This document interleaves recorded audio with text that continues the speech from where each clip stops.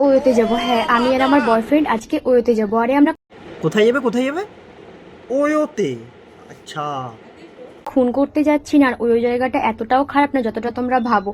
না না মামুনি, ও খারাপ না, ও খুব সুন্দর, খুব সুন্দর, ভালো জায়গা। ওর সঙ্গে আমার 3 থেকে 4 দিন ঝগড়া হয়েছিল। আমি ওর ফোনটা রিসিভও করিনি, কথাও বলিনি ওর সঙ্গে। ও হঠাৎ করে আজকে সকালেই আমাকে ফোন করে বললো, বাবু তুমি তাড়াতাড়ি রেডি হও, আমি রুম বুক করেছি, আমরা আজকে ওয়োতে যাব। ঝগড়া করেছে বলে রাগ ভাঙাতে যাচ্ছ না?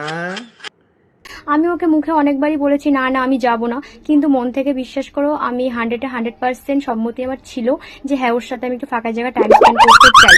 যাই হোক, আমি তাড়াতাড়ি করে এর জন্য রেডি হয়ে বেরোচ্ছিলাম, যতটা সময় তাড়াতাড়ি করে আমি এখান থেকে বেরোতে পারবো ওর সঙ্গে ততটা সময় আমি ওখানে কাটাতে পারবো। আমি ভীষণ এক্সাইটেড ছিলাম, আমি জীবনে প্রথমবার এক্সাইটেড থাকবে না কেন? রাগ ভাঙাতে হবে যে। হয়ে যাবো তাই। আরে বাবু তুমি আমাকে সারাক্ষণ বলো আমি ছোট, কিন্তু আমি এতটাও ছোট না যে তুমি আমাকে চিলড্রেন পার্কে নিয়ে বাবুর চোখে নেবা হয়েছে, ওই জন্য তোমাকে ছোট ভেবেছি। আসলে। যাই হোক, একটু আমি অনেক কষ্ট পেয়েছিলাম, একটু না আমি অনেকটাই কষ্ট পেয়েছিলাম। হ্যাঁ মামুনি অনেকই কষ্ট পেয়েছে। আমি এক কথায় কান্না করে ফেলেছিলাম যে তুমি আমাকে আচ্ছা আচ্ছা, অনেকটাই পেয়েছো, আচ্ছা। কোথায় নিয়ে যাবে আর কোথায় নিয়ে আসলে। আমি চাইছিলাম তোমার সাথে একটু ফাঁকা জায়গা টাইম স্পেন্ড করতে। ফাঁকা জায়গা? এর থেকে আর কত ফাঁকা জায়গা লাগবে? চার দেয়ালের মাঝখানে? সেটা তো আর হলো না। যাই হোক, ও এখানে এসে সত্যি আমার অনেক ভালো লাগছিল, অনেক ছোট ছোট বাচ্চারাও ছিল। তারপর আমি এখানে রিলস করতে ব্যস্ত হয়ে গেলাম একটু। চিলড্রেন্স পার্কে বাচ্চারা থাকবে না টাকারা থাকবে তোমরা? হ্যাঁ?